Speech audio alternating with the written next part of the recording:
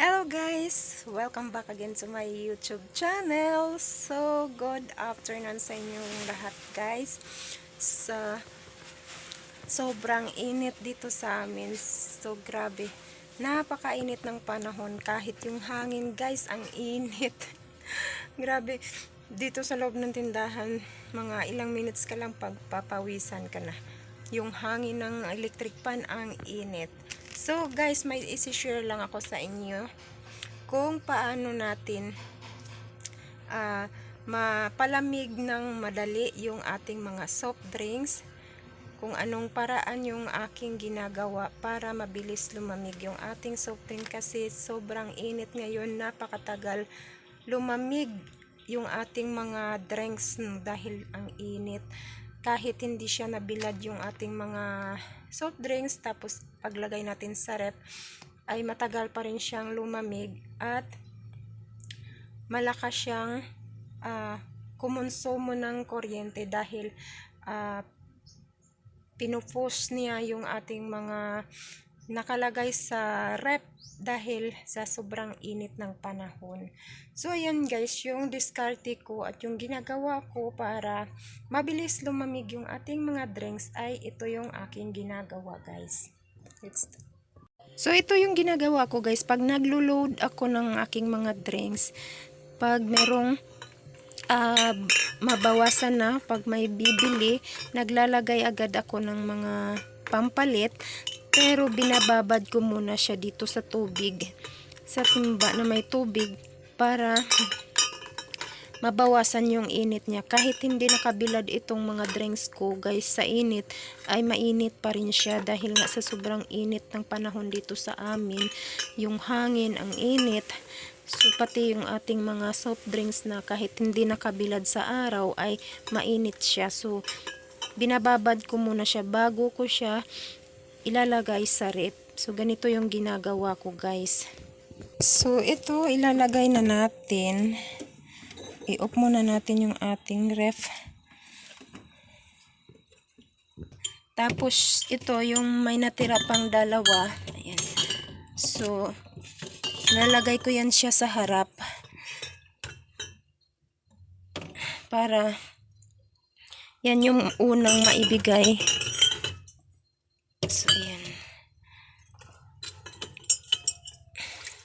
So ito na lang yung natira kong Mountain Dew. So kailangan ko nang mamili ulit ng Mountain Dew kasi yan na lang apat na lang natira. Ayan, yung apat. Tapos ito Cobra, ilagay natin to sa likod yung bago natin nilagay. So ganyan. Ayan. So ganyan yung ginagawa ko guys, kahit anong items, first come first serve tayo. So yan yung ating mga drinks at wala na akong ice water, so need ko na sanang gagawa kaso aalis ako ngayon. So ito na lang, wala nang hindi na nayiyelo yung aking kasi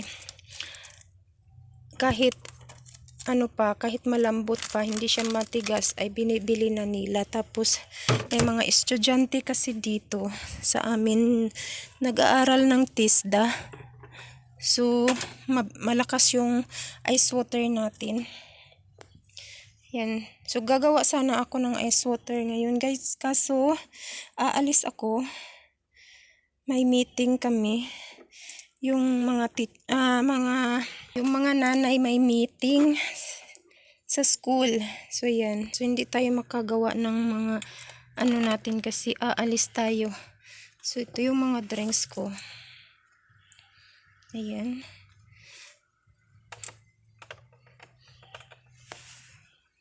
Ayan guys. Tapos dito kagagawa ko lang ng ice candy kahapon. Ayan. So masarap itong ice candy ko ngayon ginawa. Siya. Siya yung Graham mango. Yan yung ginawa natin. So yan yung laman guys. So ayan guys, kailangan lang natin talagang diskartihan yung ating paninda, yung ating mga drinks, lalo na sa tulad sa akin na konti lang yung malagay natin. So pag may bibili, kailangan palitan agad dahil ilang peraso lang yung mailagay natin na yung mga letro ko, mga lang na mailagay. 9 na peraso lang na mailagay ko yung pwedeng magkasya doon. So kaya kailangan diskartihan natin para mabilis tumamig yung ating mga drinks. Yun, ibabad natin sa tubig muna bago natin ipasok dun sa ref natin. So yan guys. So ayan, lumipat ako ng pwesto. Sobrang init, pinagpawisan na ako. Ang init talaga. Grabe. Kahit ang hangin, mainit yung So ayan guys, no. So yan, so ngayon ay Huwebes. So hindi pa ako makapamili guys dahil nga meron kasi mga estudyante dito malapit sa amin yung nag-aaral sa TISDA. So malakas yung mga ice water, yung drinks. Yan. Tapos lagi sila dito nakatambay sa tindahan, bibili ng mga sigarilyo. Yun yung mga binibili nila. So kailangan mag-grocery ako siguro mga Sabado na. Ayan, wala na silang klase.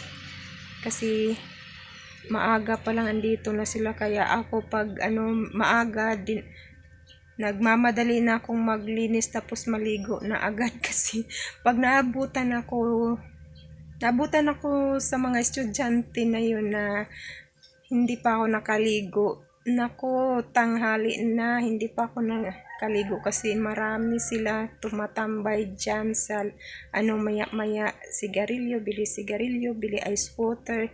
So yun, hindi ka makaalis sa tindahan. So ngayon, no choice talaga ako kasi kailangan kong umattend ng meeting para sa aking anak. Ayun. So aalis tayo maya-maya lang.